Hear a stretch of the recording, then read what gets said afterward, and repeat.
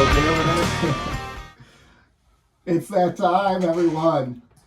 Keeping up with the Cardassians. Someone else should do the talking today. Yeah, my throat, my body's falling apart. Actually, this is Nick, This is Rob. And this is Joe. and hey, welcome to Keeping Up with the Cardassians. We're on the Odd Pod Media Network, and we have 2 episodes of Deep Space Nine we're going to review with you today. We have Sacrifice. You are cordially invited. Is the episode. You are cordially invited, and Resurrection. As you know, we like to dive into those the second half of the show, and that's where you're going to get our full reviews on those 2 episodes. First half of the show, we just like to talk. We like to talk, and we like to catch up on what's going on in the pop culture world, and that can include everything Star Trek and everything else. So, there we go. We're here. So first of all, disclaimer, I am sick as a dog today. And you are in our presence. I'm Thank in your you for presence. Hey, I took multiple COVID tests. They were all negative. It's I received a diagnosis today on what it is. Is it what I think it is? It's a man cold. I know. It's a man cold. It's gonna knock you out. I'm sorry, man. It's been 48 hours. It's nice to know you. It's bad. Man colds are Goodbye. the worst. Nice to know you, as Incubus would say. Although it's a legitimate reason to get out of any and all house chores. Oh my gosh, I've been. You know what? I'm so tired. I would rather Wiped do the out. chores than how I felt the last 2 days. It was bad. What? Yeah, because one of the days was yesterday. It was 70 degrees outside. I wanted to go ride my motorcycle. I couldn't. I could barely move. You still go out. The bike does all the movement for you. It does. I did take it out Wednesday for a minute. I took mine out last Sunday. Yeah, I took it out for a little bit, just to ride around the neighborhood. I think you still go out on the motorcycle. Yeah. I think you still go out. I mean, what I was What if it was your last day on Earth? Wouldn't you rather have ridden that motorcycle one last time? Yeah, but that would require me to stand, and standing was hard. If someone would put But then me you get on to the sit. bike, yeah, exactly. Someone would just pick me up and place me on the Like bike. a Lego figure, just here you go, put you on the bike. Yes, exactly. Yeah, like the old school Lego horses where they have a giant cutout of the back and you just slide the legs in there. Yeah, right down on top. That'd be awesome. But yeah, so I've had the man cold the last couple days, and I'm hopped up on all the medicines in the world so I can make it through tonight's show. Because this is the only night we could record. Yeah, it really is. Tomorrow's shot, Sunday's shot. It's a busy weekend. It's a busy weekend. It's a busy weekend, and Rob is gracing us with his presence tonight. True. He was going to ditch us tonight, but not anymore. No, he's here. We're all here. We're all together, and we're all in love. We're here. We're queer. Because if we're all in love, yeah, and there's nothing you can do about it. Is there a third part to that, or no? Because phonetically, it seems like it would. We're the here. There should be a third line. Yeah. We're queer. Let's get used to it. But if it doesn't rhyme, it's so I disappointing. like it. I don't like the rhyming aspect of it. We're here. We're queer. Get used to it. Is that what it really is? Yeah. That's disappointing. And then there are other sayings. I like it. Hey, homophobia's got to go. I agree with those. Well, I like those. I like that one. I'm a big fan of the hey, hey, ho, ho chants. Yeah. I'm a big fan of hoes. Very big fan of hoes. We're here, we're queer, and we'd like to say hello is another one. That's better. Yeah, that is better. It kind of ends on like an upswing. It flows better. Yeah. 2, 4, 6, 8. How do you know your kids are straight? That's another one of their sayings. Oh, but that one also has to have an answer though. Yeah, it's a question mark. Gay by birth, fabulous by choice. I like that one. Ooh, I'm a big fan of that one. Let's get one thing straight. I'm not. Oh, I like that one. That's almost a dad joke. Be bold, be proud, be gay. That's an I've got 2 dad jokes. Here, sounds gay, I'm in. Used by the community. I like that one. Sounds gay, I'm in. Anyways, I'm a big supporter of the queer community, so As am I. I'm digging these sayings. And with slogans like this, how could you not be? I don't know. We're here. We're queer. Get used to it. I would say that's. We're queer. But dear, something like that. That's what I'm saying. I like the authority that here, one has. We're queer. We want to buy some beer. We're here. We're queer. That'll come work drink at a with us a convenience beer. store. I know. God. If you're at 7-Eleven, that'll probably work. If you're at water. Yeah. We're here. We're clear. If you're homophobe, stay clear. I don't know. I would say that we shouldn't be writing new slogans. That's true. Yes, let's let 3 cisgendered males write slogans. And they've heard our the promo. They're like, no, we're good. guys. We're good. We've also heard the show. Yep. We know what you want to do with the Cinnabon. No. Yeah. Hey, no one knows about that, but the Patreon. That's across all demographics, though. Yeah. That knows no sexuality bounds. Y'all, we had a very uncomfortable Patreon last week where Rob told us in graphic Speak for detail yourself. of his love of Cinnabons, which you cannot repeat here. That's a Patreon exclusive. It's true. So you have to sign up for Patreon to find out about this, though I may be discouraging you from... There's a little advertisement on the Instagram page. I don't know if you reposted it. Yeah. Yep. Okay. Well... There's just a taste. Just a taste. just a... I see what you did there. This Cinnabon tastes funny. So anyways, pop culture news this week. It felt like kind of a slow week for news itself, right? There wasn't a lot that happened news-wise. Not really. I mean... Though, did you see the one Batman thing that came out about the Riddler? About a comic coming out? Yeah. Yes. Written by Paul Dano. Matt Reeves announced it, that Paul Dano is writing a prequel comic. I like that. I like that he's very much into this character. Right? That's really... The more I think about the Batman, the more I realize how incredible it really was. Yeah, it was really good. I've been thinking about this movie for 2 weeks straight now. Well, trust me, I was going to originally go see it again today. Yeah. And let me just say this. I've kind of got the hots for Robert Pattinson now. I mean, for real, I'm all in. Pattinson or Batman Pattinson? Current Robert Pattinson. Okay.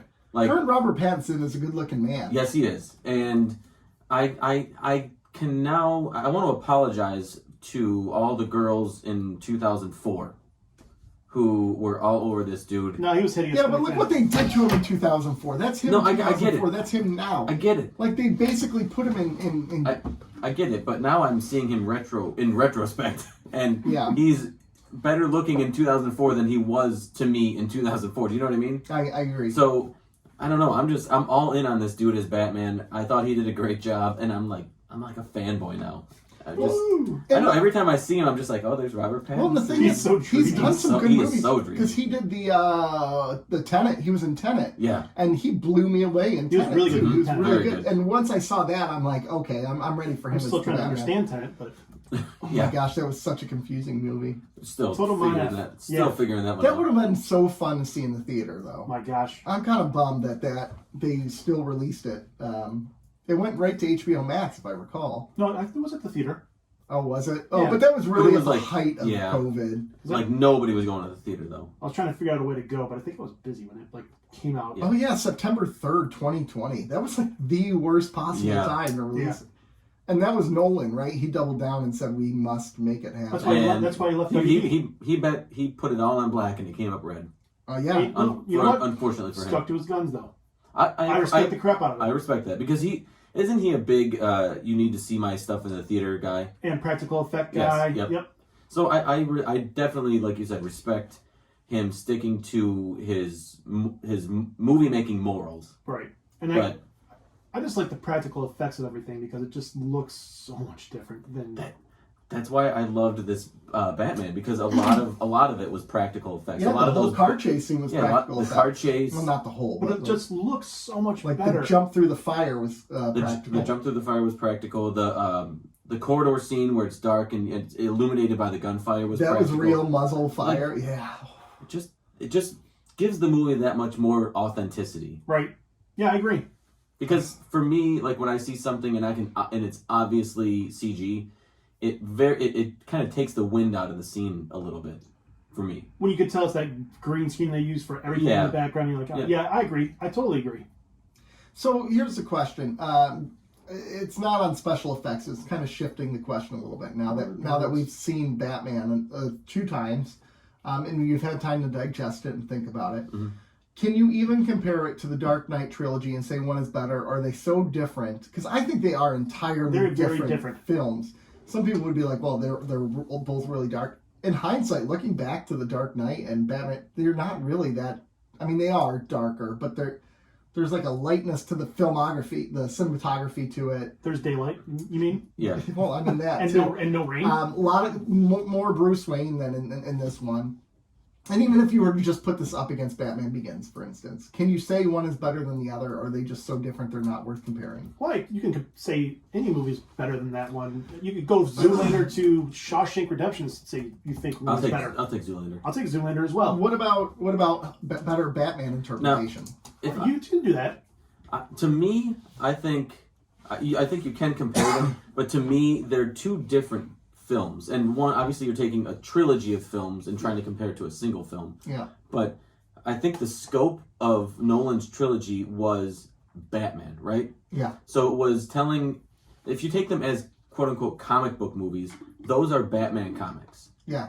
So they're going to tell the story of Bruce Wayne and Batman, and in that, it's more of a focal point. It's not, I don't know how else to say it, but it is a Batman comic. Whereas the Batman is a Detective Comics movie.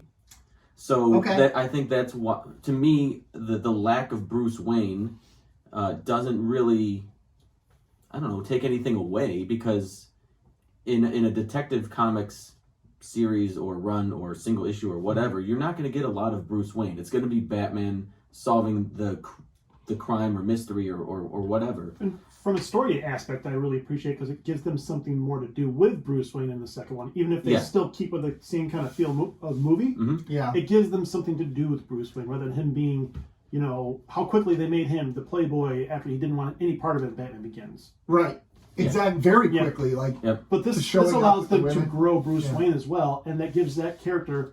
It's not going to be the Joker movie. It's not going to be the Riddler movie, or they can develop that more, which is nice. So what's interesting, when I look back at the Nolan trilogy, it's much more of a Bruce Wayne character study than a Batman character study. Well, because he didn't really want to be Batman in the long run. Right, like that's the whole point. He was only Batman 2 years, something like that, in the whole trilogy, which is a more realistic take, because you would destroy your body. It is a more realistic. I mean, if he was going for grounded at the rate that he was going over the course of The Dark Knight and The Dark Knight Rises, I mean, the dude got his back broken, and then he rebounded. Even at the rate Pattinson was going, I know. He jumps off of a building, pulls his parachute, and I mean, he's still learning how to work the parachute, all his toys and gadgets. His car great. His car looks like a junker still. I love the junker car though. I do too. Because it's more efficient. That's not a criticism. I'm just saying a side episode and just do all Batman related, like top fives or favorites of. Maybe we should do that. Yes. We should start another podcast and just make it about Batman. Can't we just do it on the other podcast? Yeah, we can just do that then. Yeah. Okay. Well, we'll talk about that later. Yeah. On the other one. So, let's not talk anymore about Batman, because we could talk about Batman all day. We are officially the Batman podcast. I know. I tried to tag the WB on all kinds of stuff, and Cinnabon, mind you. They're like, leave us alone. And no one says, don't respond ever. Here's a breaking news story from we started our podcast 13 minutes ago. It just posted 12 minutes ago. Do we have a breaking news like? No, we don't. Hot take. Well, we do have. What do we have? I have breaking news. That's not the same. Christopher Lloyd has joined the cast of The Mandalorian for season 3. That's breaking news? That's breaking news. That's not breaking news to you? That's a big freaking deal. It's Christopher Lloyd. Yeah. Gosh. We were talking about Batman. That was going to be Batman related. No. Or I don't know. As soon as you said breaking news and then you said Christopher Lloyd, I'm like, that guy's dead. Is he playing a Klingon again? It blows my mind he's still alive, actually. It blows my mind. He looked 100 in Back to the Future. He did. He looked pretty old. But which I watched for like the 8,000th time again the other night, because it was on. They aged him in the first film, though. And then they aged him in the second and third one, though? No, in the second film, where he does that one thing at the beginning where he pulls off the face mask or whatever, that was him. And he looks exactly the same? He looks slightly younger. No, he didn't. I don't know. That was the gag. He looked exactly the same. Oh, I think the gag was, I don't know. How old is Christopher Lloyd? Hold on. Over under. I'm going to bet 113. Well, he traveled back to 1885. And he was 106 then. So he's 200 and something. Yeah. 300 and something. No, how old is Christopher Lloyd? Not Doc Brown. I'm sticking with 113. Okay. What are you going with? 87. 83 years old. Oh, I went over. Damn. 83 It was years only old. 30 years off. You know what his best movie is? Christopher Lloyd's best movie? Back to the Future. Clue. Back to the Future? I mean, Clue's up there, but it's not better than Back to the Future. I'm sorry. It's not. It's Christopher Lloyd's best movie though. Star Trek 3. Hey, the spoilers. I didn't even know Doc Brown was in it. Yeah, yes. Yeah. He takes Marty to the future. We went, Marty. I think we went too far. Yeah. We messed. That's up. what I want. I want Back to the Future 4 crossover with the new Star Trek movie. There you go. That would be pretty cool. I think they're missing an opportunity. Let's make it happen. Yeah. Let's make it happen. Anyway, other news. We had the finale of Star Trek Discovery this week. And we had another episode of Picard, episode 3 of Picard. Star Trek Discovery ended up better. The season tracked upward. I said it tracked upward. I didn't say it was great. No. You're like a metronome. Something can suck and get better. Flop. That's true. Something can suck and get better. Like this podcast. I'm not saying it's still not great, but it went back to the ideals of what Star Trek was supposed to be the last couple episodes. It was a first contact thing. They were contacting new species. They didn't know how to contact them. Burnham figured it out by herself. No, actually, it was the entirety of the crew had to work together to figure it out. It was. I'm not even. I'll take your word for it. I haven't seen a single episode. I'm out. That's fine. Whatever.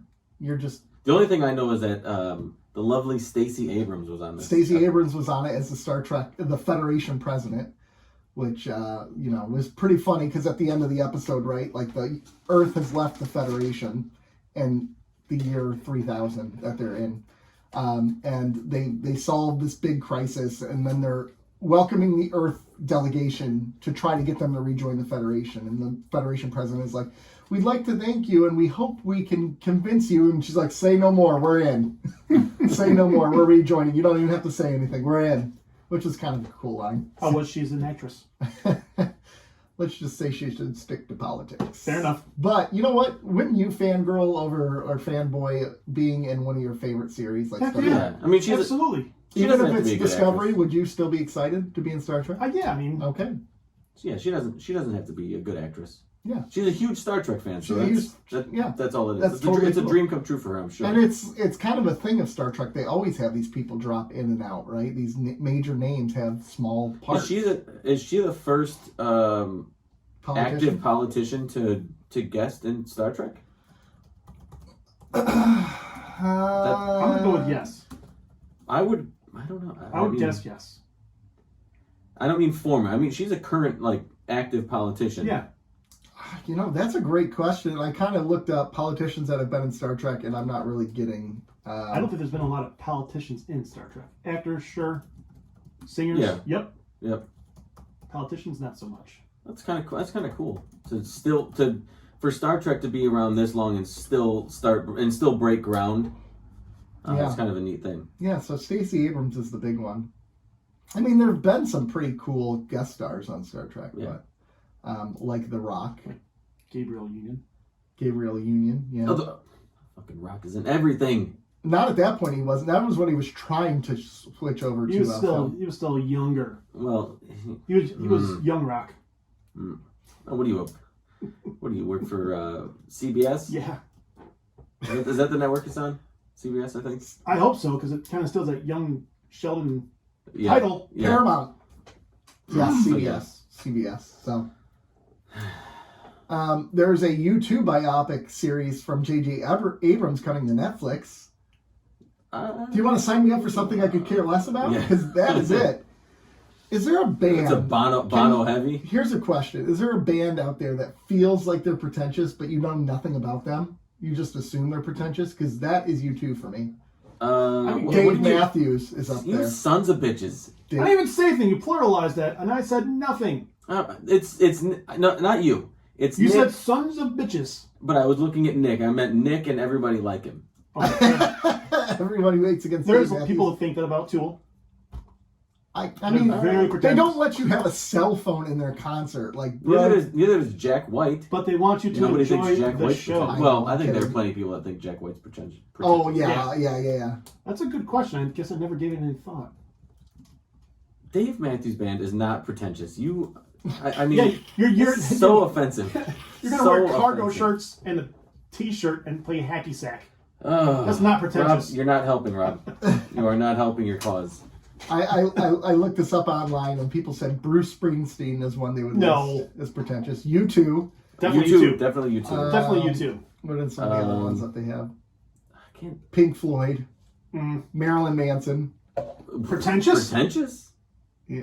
I mean... Never in a million years would I associate those two. Committable, yes. But pretentious, But no. you know what? I heard he put on some phenomenal shows back in the day. Pretentious works. The definition is attempting to impress by affecting greater importance, talent, culture than is actually possessed. Oh, Marilyn Manson is pretentious as hell then. Yeah. Kiss.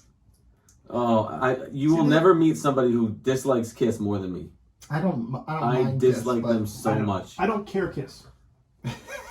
I just... Slipknot is on there. Radiohead. Radiohead could come off as my definition of pretentious. But you said that people don't know that they're... Or don't know that... What did you say? They don't know that they're pretentious? Or... That you know nothing about the band. That you would just assume no, they're that Radiohead counts then. Because Yeah. people shit on Radiohead and say they're pretentious without even listening or giving any of their music any chance. I could say, you could say Coldplay would be that way for a lot of people. Yeah, I think so. The Beatles, you could say that. I mean, no. Like their No leaders. way. No. I know that Rob... I cannot say this loud enough. There is no way to overstate the importance of the Beatles. I love the Beatles. I take my applause back. I mean, I get it. I'm saying, I Some sound really pretentious. I could say, could some people see them as pretentious, though? I do now. I could Thanks, say Joe. I could see how some people could say it. It doesn't mean it's true. Like Smashing Pumpkins, I could see that. Oh, yeah, for sure. Man, the Beatles. They really... I can't stand them. Oh, gosh. Lady Gaga. I mean, I'm just throwing out names that I found on the internet. I'm wondering, though. That's a really interesting question. What do you think is pretentious out there? Hit us up on Twitter and Instagram. Y'all never... Us, they think we're pretentious. What were your answers? They do, probably. Probably. What were your answers? I can't think of anybody. I would say... I think Radiohead's a good one. I think Radiohead's a good one. I think Tool is a good one solely for the aspect of... I think people are intimidated by their music and their fans. And because they have such a hardcore fan base that love them, right? And that makes... To that fan base, Tool is a very important band. And it could be a turnoff to a lot of people. Yeah, and people take that as being pretentious because that fan base really does prop that band up as they are really great. Why are you looking at me? Because you're the big Tool fan on the show. There you go. They are big tools. There you go. But I can't think of another one. Okay. Well, U2 was probably the best one. U2 yeah. Although of the three, Tool, Radiohead, and U2, I think U2 is more widely known. Like people know more of their music than any of the other two. Because Bono. I would say it's U2, Radiohead, and then Tool. What about not in terms of popularity, but here's another band, Rush. Could people say they're pretentious? I would. A salesman. Right or wrong, I would say yeah. I love Rush though. I don't know. I actually think when that Greta Van Fleet first came out, their fans were pretty friggin' pretentious. Yeah. I agree. Back in the day, Evanescence fans were pretentious. Yeah. Super back in the day. Are we just shitting on fans of different bands? We are. We're just ripping fans. Because I think the three that we got are home runs.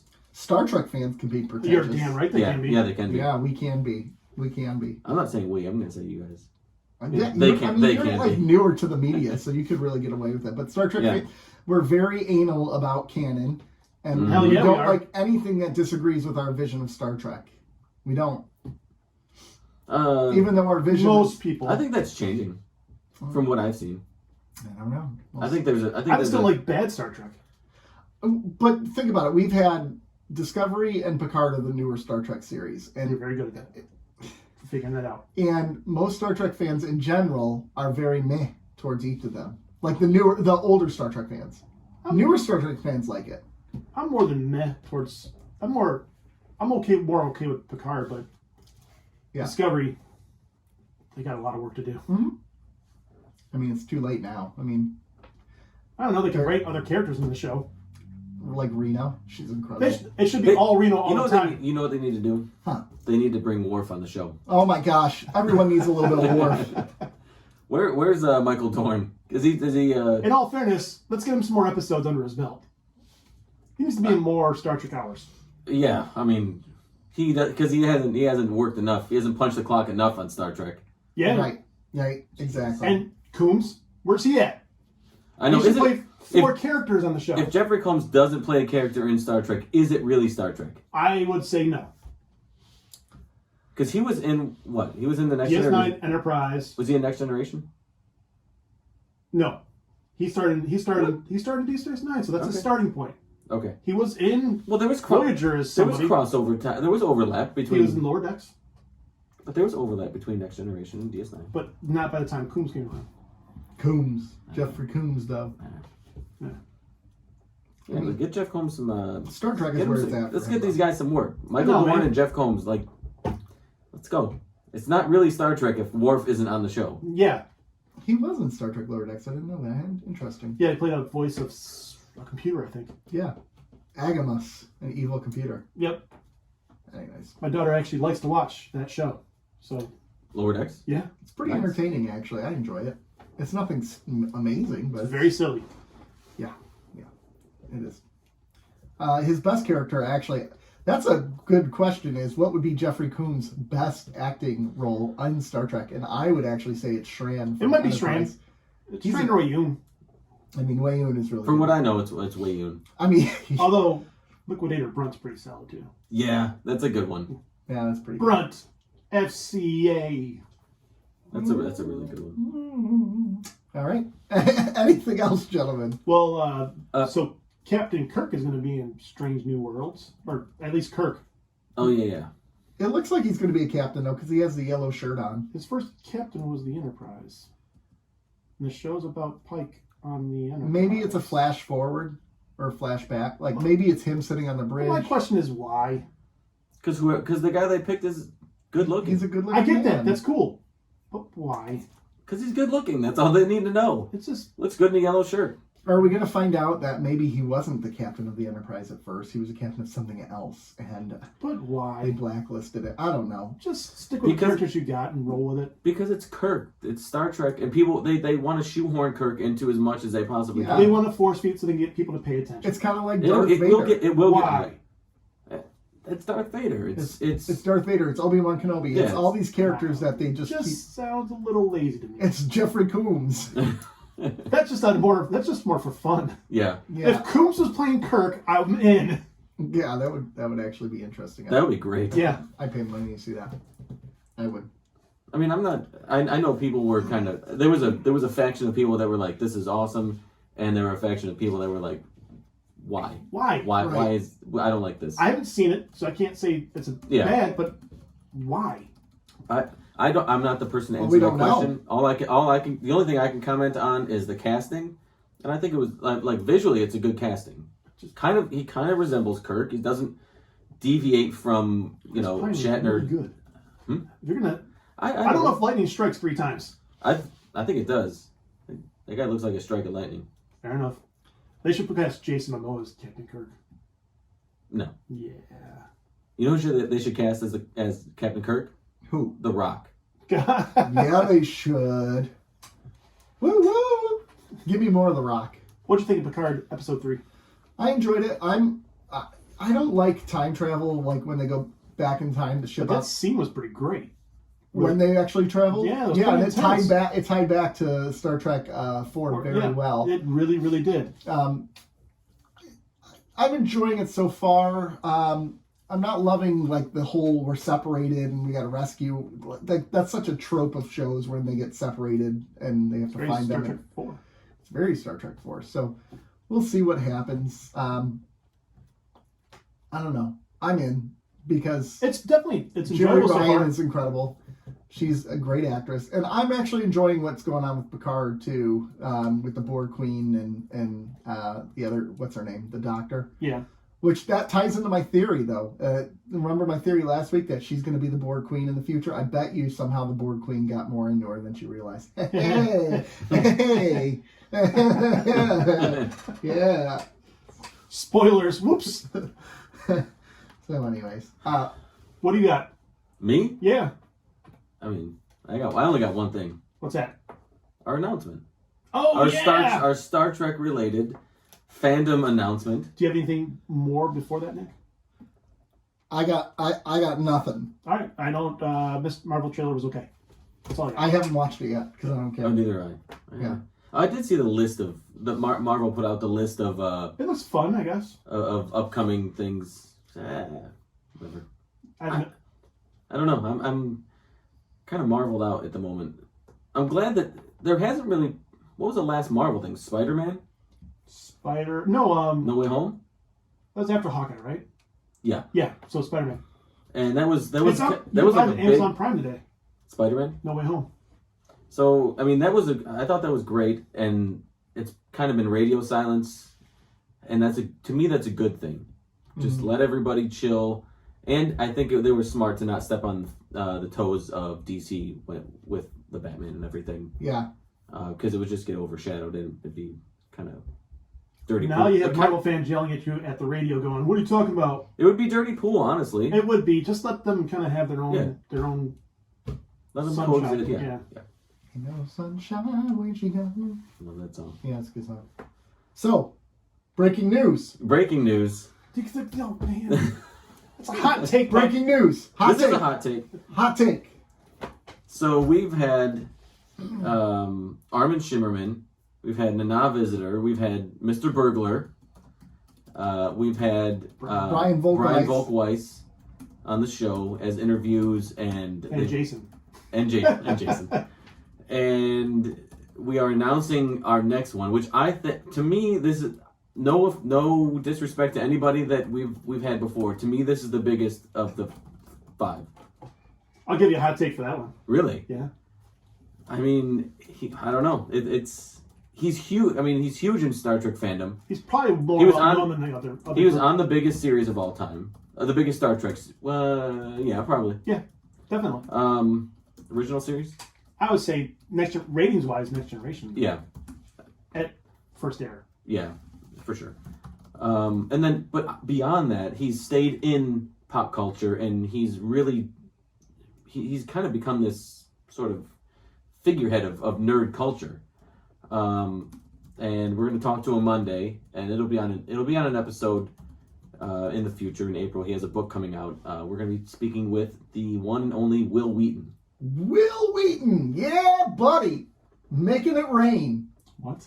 I don't know. Okay. I don't know about that. That's the cold medicine. Fair enough. Yeah, Nick is hopped up on cold medicine. I'm all hopped up on Mountain Dew. So Wesley Crusher, right? Yep. From Next Look at you Generation. knowing names. Yes. You've already done some research. I have, and he was Will Wheaton on the Big Bang Theory. Yes.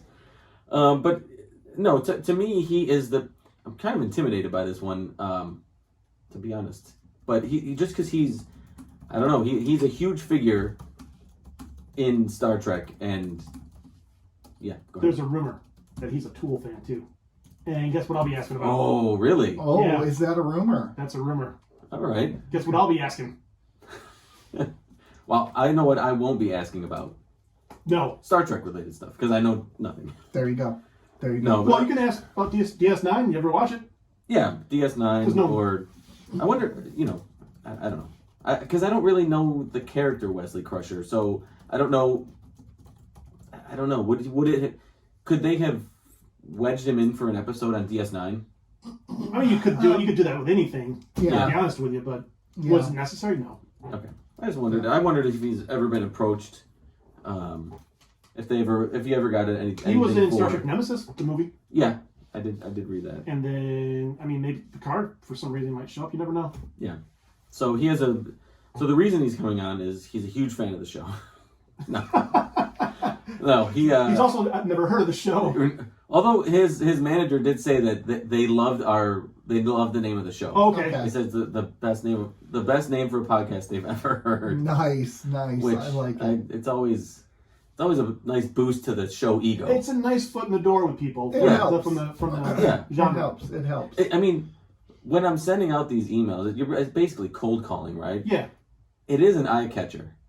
It really is. I put our show name in the title of every email, so it is an eye catcher. So you put a signature down there, and it's like in the signature, the logo. I should. Mm-hmm. But no, he has a new book coming out in April called "Still Just a Geek," and he had a book previously come out called "Just a Geek," and this one's like an updated version of that book. So we got an advanced copy. Be reading that, talking to him about that, talking to him about Star Trek, Big Bang Theory, nerd culture stuff, Tool apparently. So yeah, and anything else that we dig up in our research. And in the next 2 days. I know the random stuff that pops up too. Yeah. Pizza. Yeah. Always pizza. Always pizza. Except for Brian, but I'm excited to interview him because I mean he lives with one of the things is he's an activist. He works with a nonprofit mental health organization because he deals with chronic depression and generalized anxiety disorder. Mm-hmm. So I'm excited to talk with him about that. I deal with anxiety and I take medication for it and all that. So I'm excited to talk with him about that. I don't know how you would broach that subject, but I'm gonna try to figure out a way. I think talking about empathy or his philanthropy stuff like that. Yeah. So celebrities always like to talk about their philanthropy work. Yeah. Whether it's just to plug it or they are Armin Shimmerman was super genuine about his. He has. He has like a emotional stake in the work that he does. Right. It's not just, hey, tell your manager, I want to do some charity work. Find something for me to do. That's something that speaks to him personally. Mm-hmm. And there's I'm sure Will Wheaton is similar to that. He does. He also kind of changing subjects. He also does a lot of books on tape too, audiobooks. He's a huge. He does all the Ernest Cline books, like Ready Player One and Ready Player Two, and then Armada. I did read that. And that's how I listened to Ready Player One was through it was when I was going to seminary and I was on my car trips and it was Will Wheaton and How good was that book? It was really good. Ready Player One was amazing. The second one was pretty disappointing. I didn't. I think I still have the copy that you loaned me. That's where that went. I'm like, where'd my book go? I saw it the other day. I'm like, I don't remember buying this book. I think it's Rob's. If you want to really enjoy it, listen to the audio version by Will Wheaton.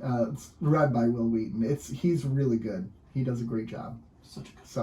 And I pictured him as Parzival the whole time. Did you? He just fit the character very well. Yeah. Right? That was the character's name, Parzival. Yeah. I could see that. For sure. He just fit the role for me. So, anyways, anything else, though, before that? Or should we take a quick commercial break? Let's take a break and Star Trek. All right. All right, everyone. We will be right back. This is going to be our advertisement every week. Hmm? Got that? You should mock him right now on YouTube. Hmm? Imitate him right now on YouTube. Oh. Hey. I couldn't do it if I tried. Oh shit! I thought it was over. They're still talking. Just about. Go figure. Oh.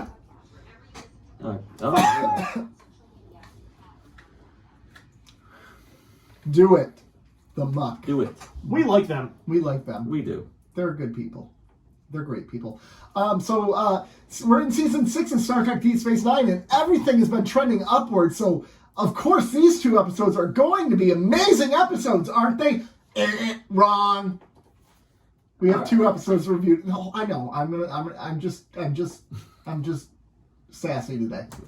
It's the cold medication talking. Yeah.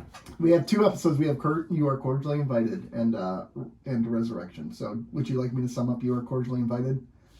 Worf gets married. No, I'm kidding. I'll add some more. Only Worf gets married? Wow. Worf and Jadzia get married. They almost Sexist break up Nick. because Jadzia has to go through some testing with the House of Martok, and she's she fights off against it. But by the end of it, they make up for it, and they get married. Meanwhile, during the bachelor party, all the guys think it's going to be debauchery, but it turns out it's really just almost getting killed because it's a Klingon bachelor party because that's what happens. That's almost every bachelor party. Yeah. Different kinds of getting killed. Any good bachelor party has a near-death experience. That's true. Or someone almost gets beat up. Or That's also true. Or does get beat up. I watched another man slap another man open hand in the face. It was the best moment of the night. It was fantastic. I was so drunk it went slow motion too. Yeah. It was. I can still recall it. I don't remember much. Yeah. But I remember that slap. I would love for a Klingon bachelor party. Well, see, here's the thing. I remember when this episode came out, I'm like, all right, this is going to be crazy. And I was like, oh, what the hell? What a letdown. I was O'Brien and Bashir in the situation going, oh, man, what the heck? Yeah, this... Fasting, bloodletting, and other physical trials. Like, I can't wait till I have to fast and hang off of a pole for... No. Deprivation of blood, pain, sacrifice, anguish, and death. That's Klingon. That's Klingon, all right. Bashir, sounds like marriage. Yeah. And O'Brien goes, what would you know about it? I thought that was a good throwaway line. That was a good little that little exchange. Yeah, I actually laughed. I think it would be better. I think it would be. I think it would be way better if O'Brien said that sounds like marriage. Yes. Yeah, that would have been. Yeah. But they were funny. Those two on this episode. That was the highlight of this episode to me. Was the comedic elements that it had from that part to even Odo and. Kira like hanging out in the closet, having to be told like it's the next day and then they have to leave. Yeah. Just very subtle humor, but it's still good stuff. The bachelorette party. To your sarcasm a few minutes ago about everything was trending upwards, and now we have these two. We did have a 6-episode story arc that was very intense, very war heavy, right? Yeah. And it came to a not a conclusion, but that story arc. That chapter's done. That chapter is done, and they're moving on, and the war is still going on, but it's certainly the landscape looks different for the war wise now. I appreciated that they went with 2 episodes that are kind of throwaway episodes. Yeah, they're sort of reset your palate type of. I thought this one was better than Resurrection. Totally agree. And this was more fun because you knew it was coming. They wanted to make it through. They wanted to make it through the war so they could get married after the war, right? So this was kind of our reward as the viewer, like the payoff. So I'm glad that it came right after that, so you can kind of take a breath because it was pretty. Those last 6 episodes are pretty tense. Yeah, that's what they've done that a few times where they've had the tense episodes and then they'll change pace to kind of give that palate cleanser to the point. Okay. Yep. Exhale. Regroup. We went real dark in whatever that episode was when they went to the past. Not the Search. Frick. Where they went to basically California right now. Riza? Oh no! The 2-part episode. Yeah. Way back. Yeah. The Sanctuary City. Yes.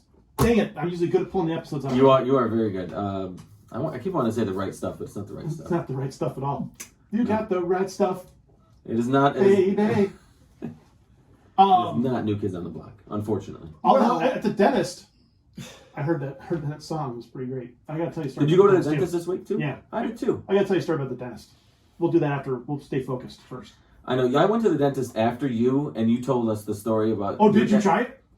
Well, I couldn't do it. I would feel too awkward doing it. I had an old lady. So okay. So I did try it though. When she was doing it. Hard, isn't it? So what I told these guys, I felt really bad. So I went to the dentist on Wednesday or Tuesday, whatever day it was, and I text these guys. She was kind of hanging over me like they do, and I'm like, I'm gonna try to keep eye contact with her the entire time. And so I tried, and not only is it hard for like them on the other receiving end, it's hard to do on the giving end of that too. Yeah. And so I'm trying to keep eye contact with her the entire time, and she's looking down, she's noticing, and then she calls me out on it. She goes, "Good on her. You're trying to make this weird, aren't you?" And I said, Yes, I am. And she laughed. There you go. And then I kept trying to do it. And then you continued? Yeah. Oh, I would have stopped after that. No, you keep going. You got to commit to the bit. Yeah, I guess that's true. See, in your story, she's not an old lady. There's a. Nope, I would have done it more. I don't know. I didn't. I felt bad for my. What did the dentist? Hygienist. The hygienist, right? I felt bad for her because I don't know. I almost felt bad for me because Does I she don't have know. the shakes all up in there? I don't know if she does this very often, or maybe. Were you a little bleedy afterwards? No, she did a decent job, but it was like, all right, speed up the pace of here. Let's go. Mm. Oh yeah, we're talking about Star Trek. My bad. But it cracked me up the entire time. Okay, I'm gonna try it every time now, with any hygienist I go to. I'm gonna do the doctor now too. During your prostate exam. Hell yeah. Whatever I can do to try it. Underneath. Turn your head and cough. I can't. I'm too busy staring into your eyes. Anyways, going back to the humor of this episode, Sorella is just nailing it with the humor. She immediately gets off the ship and starts ripping on Martok. I dug it. And he's all for it too. Yeah. He's like, I'll endeavor to die more, or whatever he said. quicker or something like that. And then she walks away and he's like, what a specimen she is, or something like that. That was pretty cool. One thing I appreciate this, I did the show notes, and Ron Moore said he used this to try to course correct something he did in The Next Generation, which was make women where they can't be on the High Council and things like that. So he was trying to figure out a way to assert them. He says if they're not leaders of like the family, they're leaders of the house. Right.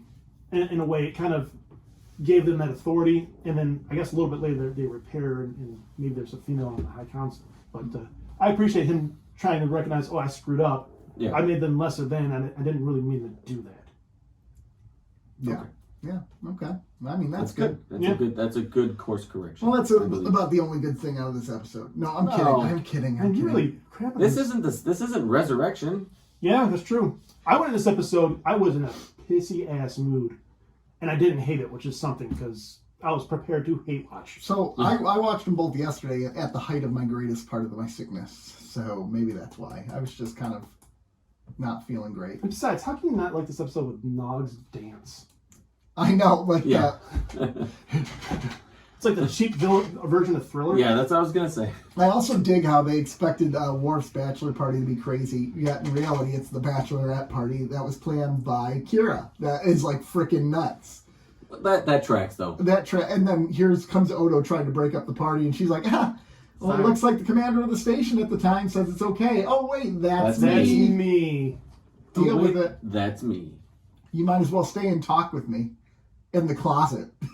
Yeah, for that 10 was hours. In that party scene, Kira was wearing the bracelet that Gamora gave her. Ah. Which I thought was kind of a nice little... Yeah, nice little tie-in. Yeah.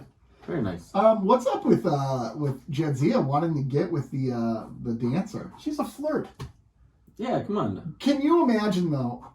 Reverse those roles, and there's going to be a problem if the spouse walks in, or the future spouse walks into that room and sees you being all handsy with the dancer. It's at a bachelor. Come on, bachelorette dude. Party? At a bachelorette Well, party. of course it is. No, it's bachelor and bachelorette parties are like superhero movies. You have to suspend belief. So there is a reasonable suspension of belief. It's almost those events happen in a vacuum. Are they in the mirror universe? They are mirror universe events. I don't know. To a certain extent. Do you know It's what I hard mean? to say. Like if there's a flirtation there, I didn't view that as anything serious. It's a flirtation. I'm curious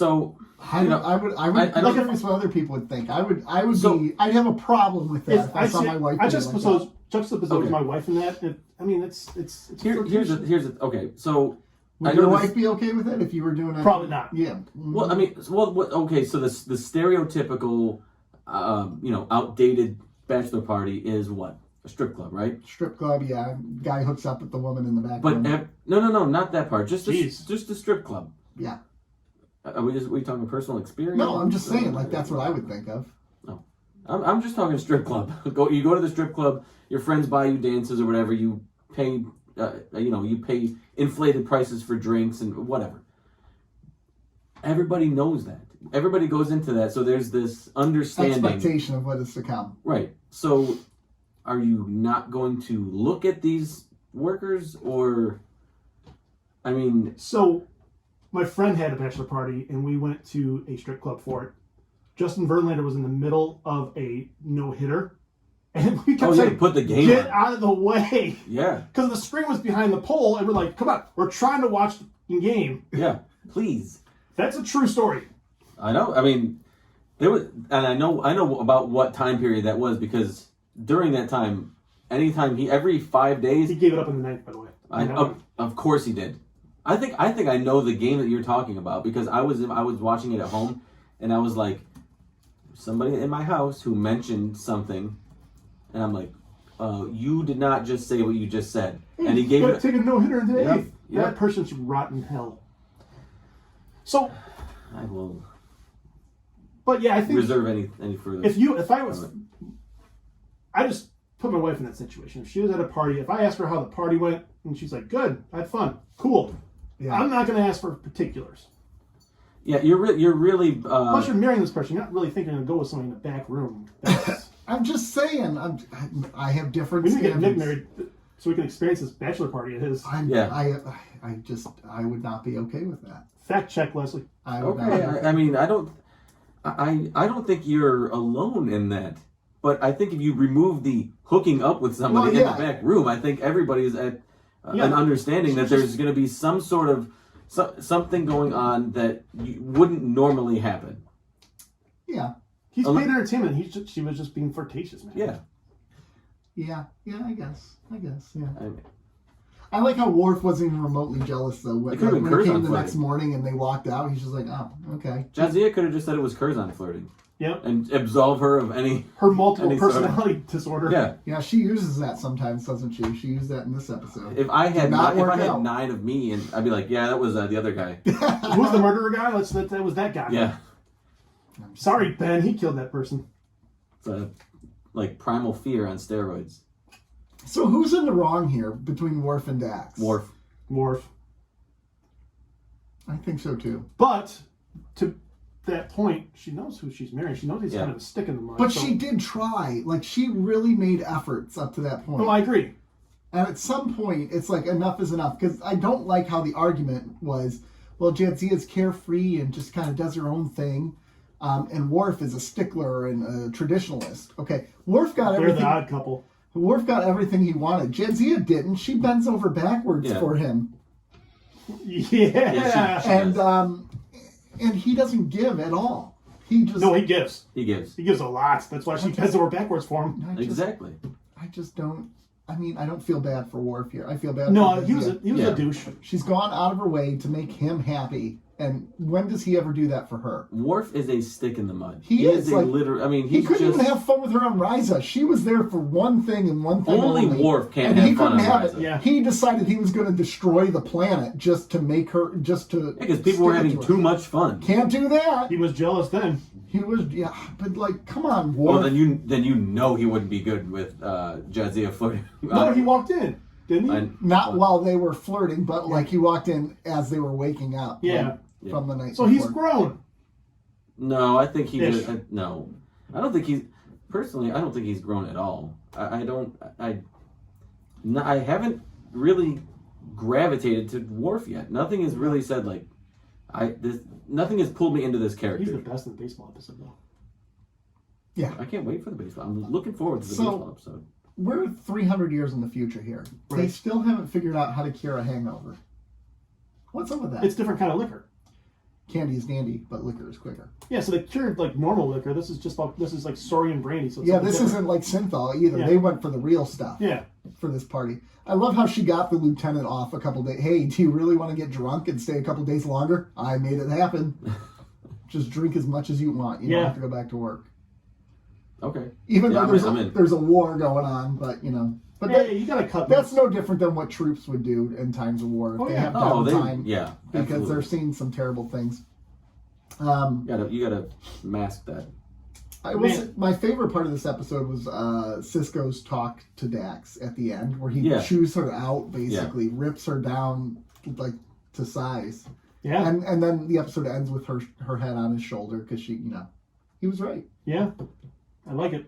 One thing I don't know if I'm not sure if I liked it or not, or disliked it or not, but watching it, I didn't enjoy that the Odo and Kira issue was rectified off screen.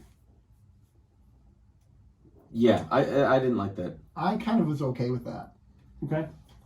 Especially because it was like they were in there for 10 hours talking, right? It was 10:30 in the morning, so I'm assuming it was like midnight. But when he came there to break up the party, I think they've made so much of a deal about this relationship that to resolve it, for him being such a douche for 6 episodes in a row. Yeah, but to resolve it without involving the viewer, I thought was kind of cheap. I guess it's unsatisfactory. I guess I just didn't want to see that back and forth. Like, I don't want to see the long conversation. I get it could be tiresome in the same point, but I just thought something more for the viewer would have been more. Maybe one scene at some point in the future where they kind of. And there might be, I don't remember. They kind of talk in basically like highlight points. Or like a C-plot where they talk for 3 minutes and then they wake up in the morning, they're still talking. Something a little bit more. Or just bang one time. One time, just give it up. Both of them. And then just go your separate ways. Yeah. Like a bachelor party? Yeah. Okay. Perfect. Imagine that show. Perfect. Odo? Come on. That could be entertaining as hell. Perfect time to do it. Yeah, that's kind of like the episodes of How I Met Your Mother where Barney would get the strippers and they would do all kinds of crazy things. Like, what do you need that for? Yeah, you want to see the Adam and Eve sex tape? I want to see the Odo sex tape. Oh, the last 4 or 5 episodes. You can find it at your local Cinnabon. The humanoid version.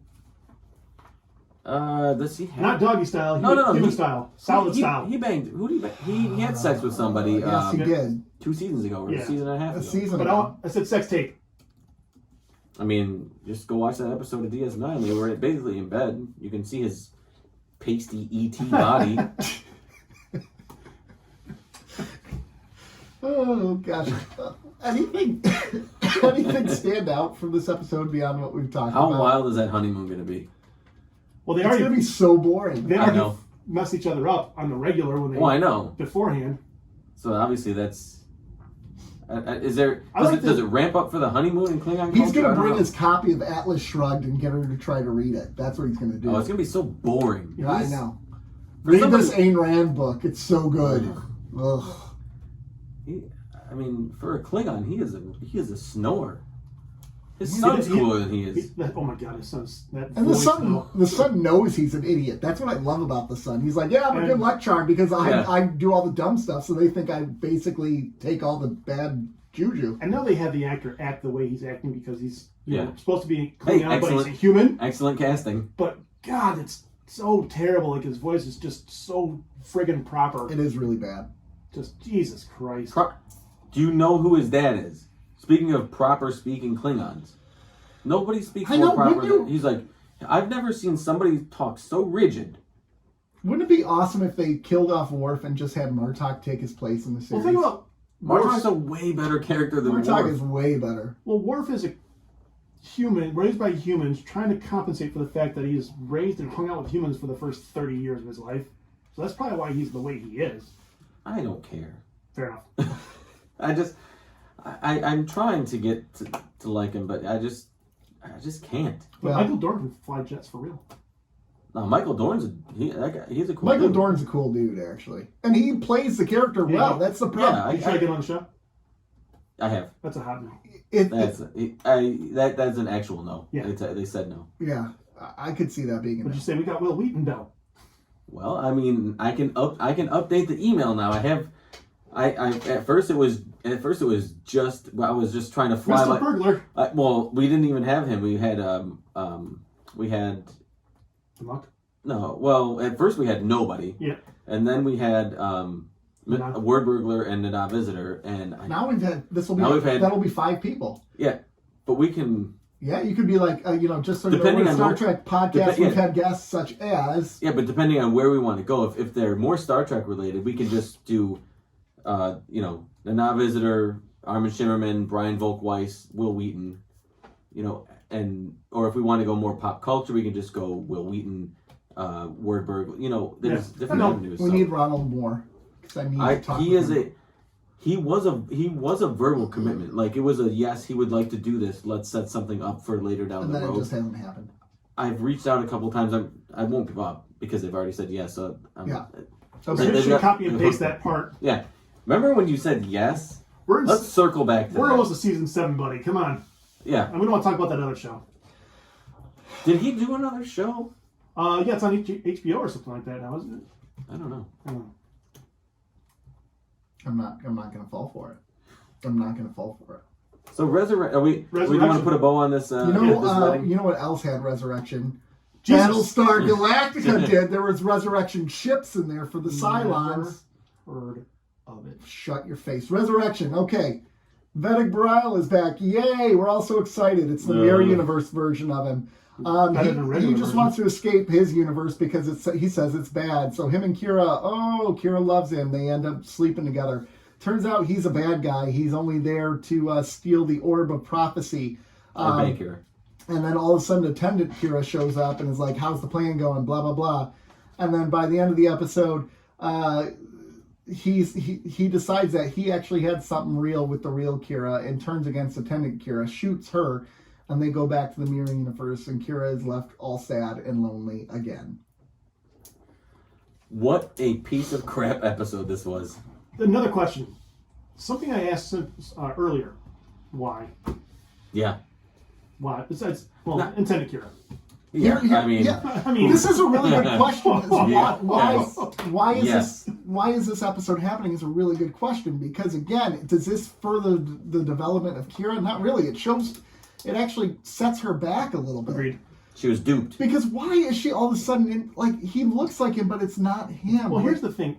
I kind of get it, though. I get it. I get it. Mm-hmm. Like, if I don't know, I can't think of a good example, but if your wife died and the mirror universe of your wife showed up, you would be drawn to that. Well, the thing is, it's because it's the same it's the person. the feeling. mirror It's- universe Kate Upton shows up. Any universe Kate Upton shows up. Yeah. All those feelings come back. Yeah. But no, she obviously had real feelings for Vedic Bareil. So she's projecting on She's him. projecting Absolutely. these feelings because... That's Bareil. But this is the... So, hold on. Somebody you've lost in your life, right, that is important to you. It doesn't even have to be romantic. Somebody you've lost in your life, and there's somebody who comes back, looks exactly like them, and is in your life again, acting almost similar, same way, and They're comparable. Those feelings that you had for that person are gonna come back. You know what I mean? Regardless of. Like, my parents don't love me, so they see me and they're like, it's like his brothers, and therefore they like me because of that. Yeah. They see your brothers in you, and they're like, "Oh, we love those." Yeah. But not this one. But he'll do. Yeah, he's okay. Yeah. He's not good. He's serviceable. I mean, the real question is, why does she have these feelings for this dork? I would say This one's better than there was more I don't chemistry. know. I think there was more chemistry between these two than there was the original Vedic. Talk about sticking the mud. The original. Yeah. Oh my god! There's something creepy about this guy. I don't know what it is. Like, just the actor. There's something about him. He always struck me odd since the first time he was on screen. I'm like, there's something off about this guy. Yeah. His energy is just. It's very creepy. It is. Creepy energy. And you know what I just realized? This is now the second episode in a row where there's no B story either. This one does not have a B story. Well, if this was what they were bringing for the A story, I don't even want to see what they were. What the B game would have been. And I think maybe that's the problem with this one. If you throw this as a B story... Well, because you're stuck with this? Yeah. There's nothing else to jump into? And I think that really hurts The it. big story should have been an attendant Kira.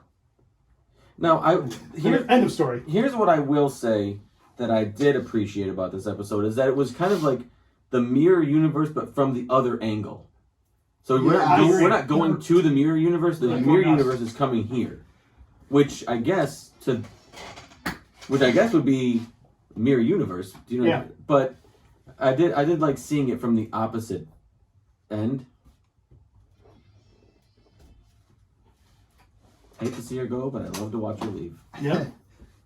One thing, so I appreciate like the little nerd factors that throw in there, like Captain Baudet with a transparent skull was mentioned again. I like that. And then at the dinner scene with Worf, Kira, Bareil, and Dex, you could see the trophy he got from Parallels on Next Generation on the shelf behind him, which I thought was pretty cool. I like those little Easter eggs. Easter eggs. Absolutely. Very cool. So anything to extract any sort of entertainment value from this episode, I'm all for. how Mirror Universe Kira, am I very Kira, intended Kira, how into Kira is she? Holy crap! Well, She would. Oh my god. Attendant Kira is into anybody. Yeah. If it has legs and walks, she's really into her. I mean, she's a very attractive woman. Give this for her. Give this to her for Yeah. me. Jesus. No problem. It's pretty messed up, right? Actually, come with me. We'll give it to her. Yeah. We'll both give it to her in person. Well, and I love how like this guy Barile, she's like, do whatever you have to do to her, like make it happen and think Yeah. of me the whole time. Like, Hot. Yes. whoo, my gosh, Attendant Kira, man, calm down, girl. She crazy. There was a split second where Attendant Kira comes on screen for the first time, and I thought that Kira was doing some sort of like Me too. cosplay thing. I was like, To try to dupe him. wait, yeah, what's going? Oh, I see what's going on here now. Then I was at that point I was kind of disappointed. What's the deal with her guards? All of a sudden, like her guard was ready to hook up with her in that one scene, the Attendant Kira, where she's like, "Rub my back," and he's. Wouldn't it be better if we had some oil? And he's like, "Yeah, it would." No, he said, I guess so. Yeah, he wasn't. He didn't seem very into He wasn't it. super into it, Oh, but he I was mean, into it. He would have. If it would have progressed, he would have been down. if Kira's in front of you, if Kira's in front of you, saying, "Hey, what?" He's deep. What's his- No. Nick wouldn't. Yeah, well, fair enough. In a not in a bachelor party setting either. Nick is a prude. I'm sorry. I would though. I'd rub those shoulders. What else you need? I'd rub the heck out of those shoulders. Oh, I got something to give you from other Kira. Hold on. Yeah. Oh yeah. I forgot. Actually, let's go. We'll look for it ourselves together with Attendant Kira. But in all reality, this episode was shit. Yeah, it was. I'm having a hard time finding anything redeeming. I don't find any Nothing. major questions. It brought back a character that was garbage. It set back Kira's character. It set back too. Kira's character. It reminds her of the It trauma she didn't had. advance any story. It had no real entertainment value other than pure sexuality. You know, even that I scene. mean, really, that's. Yeah. I mean, and you know, as a male who's attracted to those two female characters, Which are the same lady. right? But I mean, they're very different characters. But that is entertainment value to me. But that only goes so far. Right. The rest of it is it's barren. There's nothing there. Yeah. So it had almost no redeeming value, and it couldn't have ended quick enough. I just think even the writing was subpar on this, and it gave it away pretty early when she was escorting him to the shuttle, and then she fully admits that the gun wasn't loaded, and they were just leading him along the whole time. Like, that was dumb. Why would they do that? There's no reason for them to do that. Right. There's nothing to be gained by that. That's not a strategic decision. That's not a good Right. decision. If they know that he's not a threat, what are you going along with him Yeah, for? why are you letting him do this? And then Because- Odo opens the door and just shows. No, that was dumb. I didn't like that. It was not a good It's a episode. fairly well-known Star Trek writer, too. Michael Taylor wrote it. Yeah. And LeVar Burton directed it. Yeah. I mean, I don't have anything against the direction of it, but You were just No. talking about Back to the Future earlier. Yeah. Did you know Leah Thompson directed Picard Episode 3? yes, I did. Wow. Yeah. I did not know that. And it's a good episode. She did a good job. Yeah. I saw that on the on the credits. And I'm like, woo, very impressive. Anyway, should we go to rating these? Does she have a connection to Star Trek, or is this her first? I think she just directs a lot of stuff now. Okay. Let me find out. Let me look in the Leah Thompson. But I always like to see, wonder how people get into Star Trek, whether it's acting or especially directing and writing. right, I get that. She does a lot of the Goldbergs, actually. Oh, really? Yeah. She's done 2 episodes of Star Trek Picard. Oh. Okay. The Goldberg, she did 9 episodes. Yeah, she's a big time director these days. I didn't know that either. I don't know. I guess I never Yeah, really I paid don't- much attention to her I didn't know trajectory so of her name career. was in the credits, so I was like, oh, is that the same Leah Thompson? Like, good for yeah, her. it was. Good for her. Yeah. Good for her. You are cordially invited. We are cordially invited to rate these episodes. All right, you are cordially invited. Who's going to start it off? I'll go first. Okay. I'm going to give this a 6.5. Wow, that's way higher than it deserved. No, it's a payoff. It's way higher than it deserved. It's a payoff. It's fun. You're a payoff. I am a payoff. Yeah, you are. Pay me to do anything. Yeah, I can. Okay. I did 5.5. All right. That's a little bit closer, but still too high. What? Just like you, too high. This is a 4.5. What? 4. No, There's no way it's that. No way. Four. I felt bad giving my 5.5. 4.5. This is a 4.5.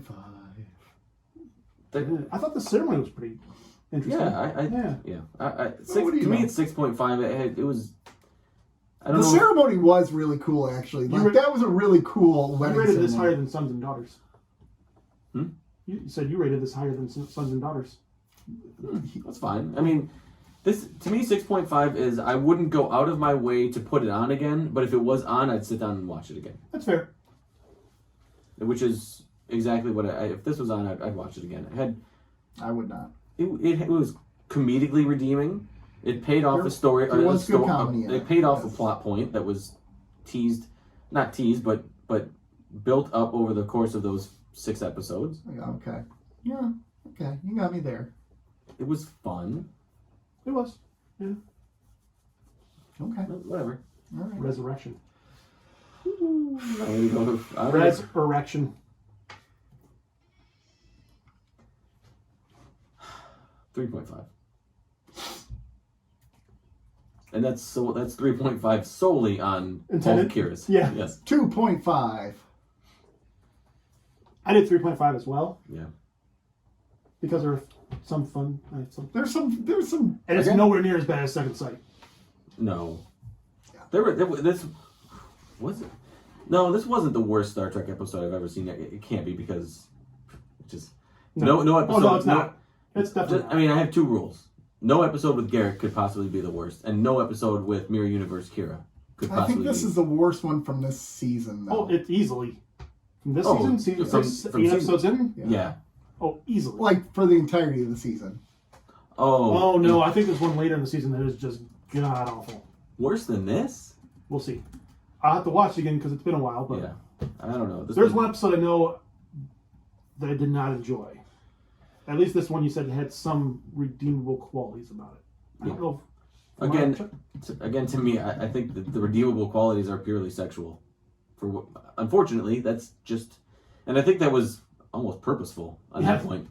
Well, Because yeah. I think even they knew that, like, we got nothing here. Let's just put the uniform back on. Get the attendant out. Outfit out. All right. All right. Well, gentlemen, Going on Patreon. from here. You should join our Patreon. You can hear about Rob and his desire for Cinnabons, which is Hey, I love the things. we have a $2, Yes. $5, and $10 tier, and we have some wonderful Patreons as well that would like you to join them. So $10 will get you special access to us with a Q&A once a month, and Ish. Ask anything. basically. Yeah. Anything. The $5 tier gets you exclusive access to our Patreon exclusives. Yeah. And the $2, we get you a nice letter. We get you something in the mail. A love letter. A little something. Love letter, sticker. Yeah. Sign up for that. We'd love to have you. Goes Totally. OnlyFans. Yeah, link to it. You be my first. All right. Where can you find us, gentlemen? Instagram, keeping_Cardassian. Twitter at Cardassians Pod. YouTube, Cardassian, or Keeping Up the Cardassians. Yeah. Facebook, where you might see things before anybody else knows about them. Because no one pays attention. Who cares? That's true. You could put it out on Facebook. You saw the reactions to it. Nothing. Actually, somebody posted a tumbleweed. No, I'm kidding. Will Wheaton was announced on Facebook ahead of time, Yeah. so you can find out there. You can find out breaking news there. So, Yeah, breaking news. Christopher Lloyd is going to be... I'm Keeping Up with the Cardassians. all right, I'm Yeah. out. Yeah. Bye. This was Nick. Rob. Joe. Bye. Bye.